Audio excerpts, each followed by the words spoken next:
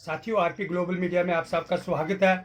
जैसे कि आज ज़िंदगी की दौड़ में हर इंसान बिजी है, चाहे वो सियासी सरगर्मियाँ हों, रोज़गार बेरोज़गार की बात हो, एम्प्लॉयमेंट की बात हो, मुलाजिम जो हमारे हैं 24 घंटे बिजी रहते। लेकिन इसी बीच सबसे पहले हमको अपनी हेल्थ और स्वास्थ्य का ध्यान रखना बहुत ज़रूरी है। आज इसी विषय में हम आपको रूबरू कराएंगे डॉक्टर खुशनवाज शाह साहब से, और जानेंगे कि ये BDS यूनिट की ये डेंटल डॉक्टर हैं, और जानेंगे कि हमारे दांतों की हिफाजत कैसे रहे, जिससे हम अपनी सेहत खुशहाल बनाए रखें। तो आइए इनसे आप हमको रूबरू करा सकते हैं।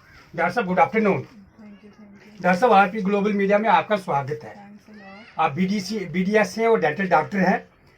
मैं आपसे सबसे पहले आपसे एक सवाल करता हूं कि हम लोगों को जब दांतों में ज़्यादा दर्द होती है, पेन होती है, तभी क्यों हम आपके पास आते हैं, जबकि हमें पहले भी अपनी डेंटल केयर के लिए आपसे टाइम टाइम पे सलाह लेनी चाहिए। हाँ, बिल्कुल आपने ये सही क्वेश्चन पुट किया है। मैं आपको इसके बारे में यही बता सकती हूँ कि देखो, आप पहले भी आ सकते हैं, और सबसे बड़ी बात तो ये है जो मैं आपको बताऊंगी कि जो कि आजकल लोग नहीं फॉलो करते हैं, मैक्सिमम लोग, उसमें ये है कि आपको हर 6 मंथ के बाद डेंटिस्ट के पास विजिट करना इम्पॉर्टेंट होता है, वेदर आपको कोई प्रॉब्लम हो या ना हो।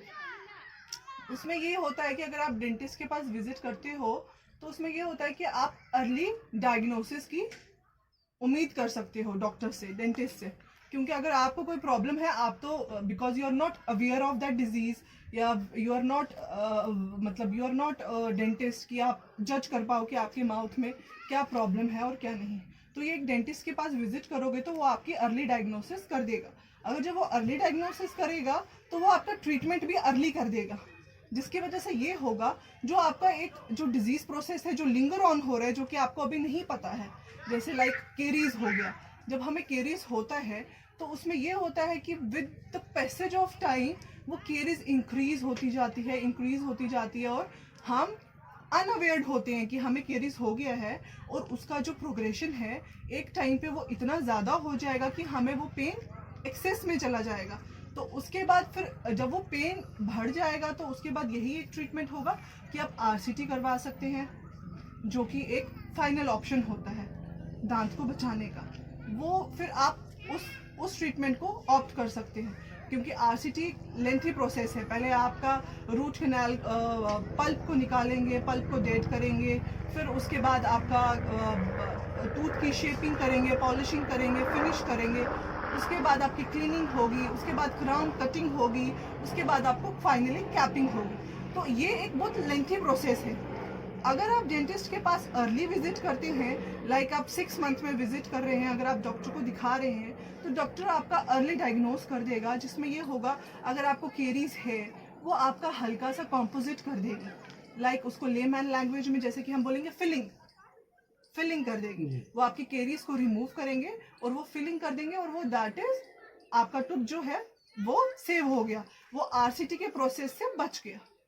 तो इसीलिए मैं तो यही रिकमेंड करूंगी बीइंग अ डेंटिस्ट कि आपको हर 6 मंथ में डेंटिस्ट के पास विजिट करना चाहिए, ताकि आपका अर्ली डायग्नोसिस हो जाए, और अर्ली डायग्नोसिस की वजह से आपका अर्ली ट्रीटमेंट हो जाएगा, then your tooth will be saved.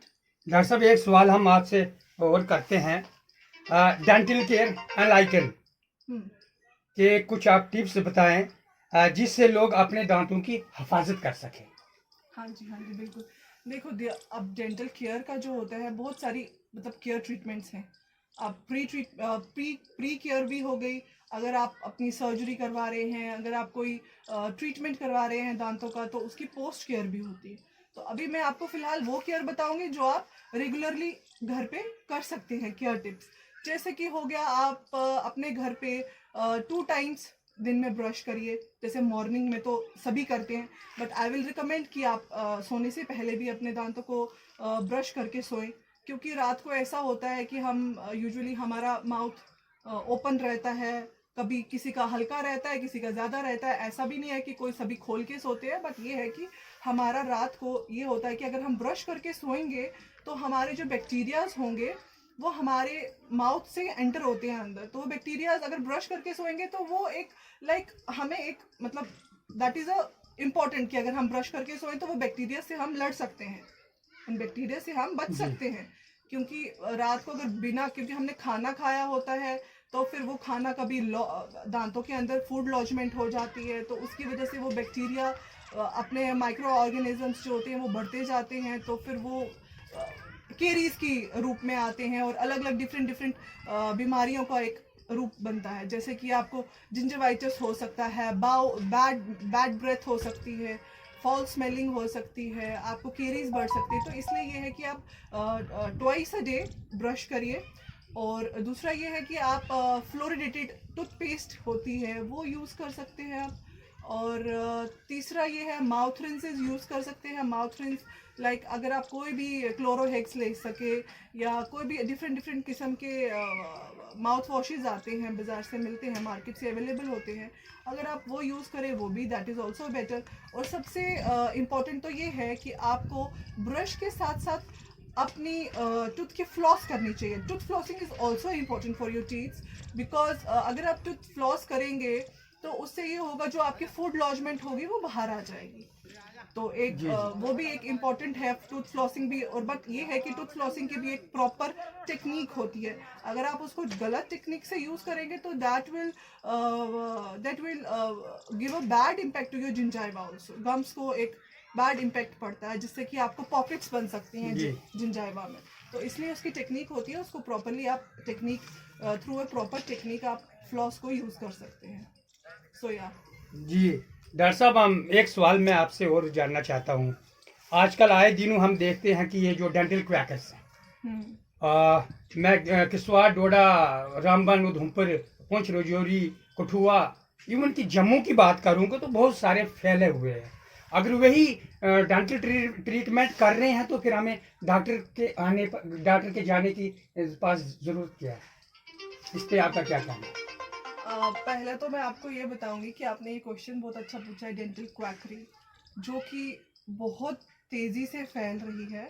But ये है कि हमारे जो स्टेट डेंटल काउंसिल है उन्होंने काफ़ी अच्छे स्टेप्स उठा रहे हैं इसको स्टॉप करने के। इसको जितना हो सकता है पॉसिबल उनसे वो इसको रोक रहे हैं।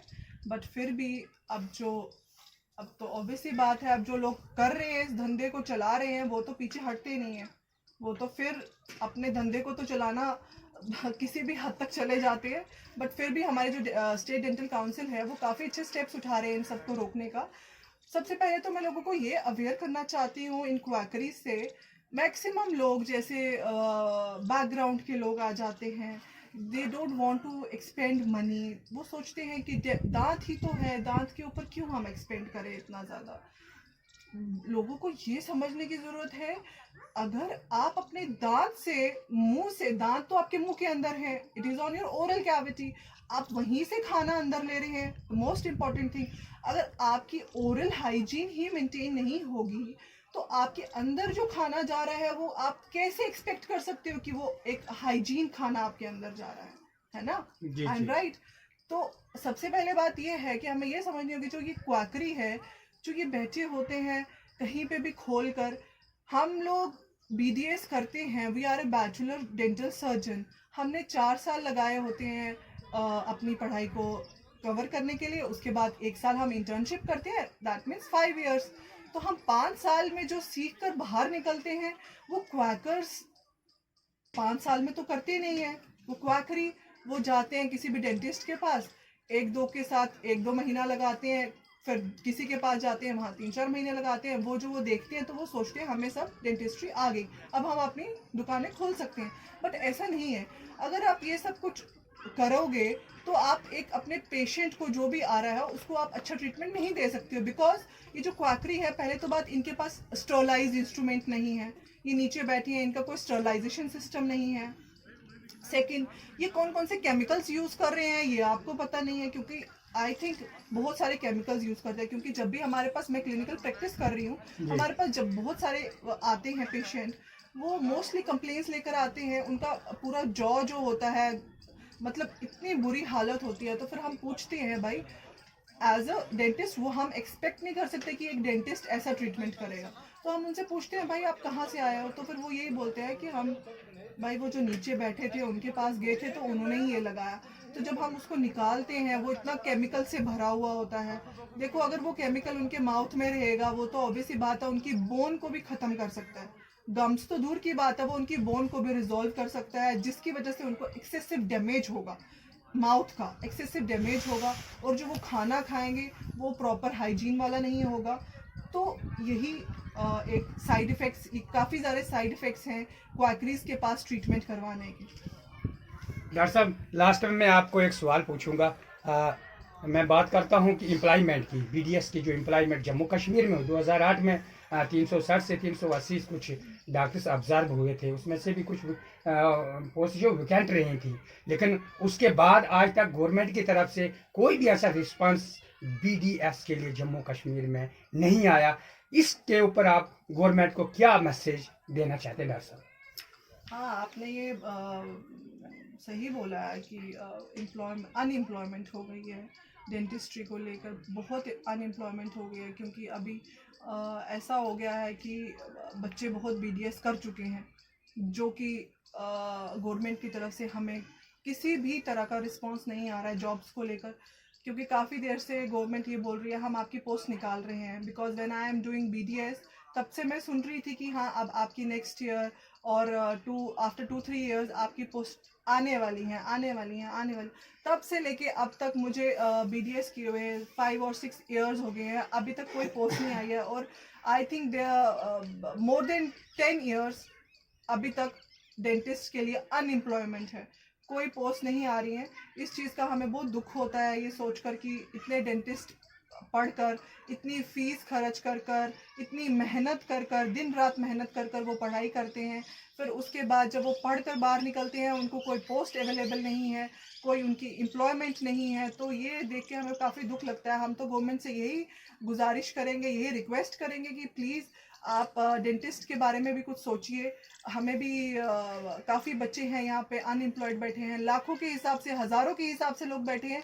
हम भी चाहते हैं कि सब एम्प्लॉयमेंट हमें भी मिले, हम लोग भी सोचे कि गवर्नमेंट कुछ हमारा करेगी। हमने इतना स्टडी किया है तो कुछ ना कुछ होप तो है गवर्नमेंट से। तो अब यही है कि गवर्नमेंट को ये रिक्वेस्ट करेंगे कि प्लीज़ अगर हो सकता है तो हमारे लिए भी कुछ सोचिए। धन्यवाद डॉक्टर साहब। तो ये थे डॉक्टर खुशनवाज शाह साहब, बीडीएस। दांत हैं, मैं कहूँगा दांत हैं तो जीवन है, दांत हैं तो इंसान की खूबसूरती है। तो सबसे पहले हम लोगों को जो डॉक्टर साहब ने एक मैसेज दांतों के बारे में, डेंटल टीथ के बारे में जो दिया है कि लोगों को कैसे अपने दांतों की हिफाजत करनी चाहिए, क्वैकर्स जो होते हैं उनसे भी बचना चाहिए, क्योंकि डॉक्टर जो एक 4-5 साल की डिग्री करके आता है उसने पूरा रिसर्च किया हुआ था इंसान की बॉडी के ऊपर। तो ये डॉक्टर साहब के एक मैसेज जो है ये हम सबको सुनना चाहिए, उस पर अमल करने की सख्त ज़रूरत है। मैं अपने कैमरामैन के साथ सुनिंदर आरपी ग्लोबल मीडिया, जम्मू।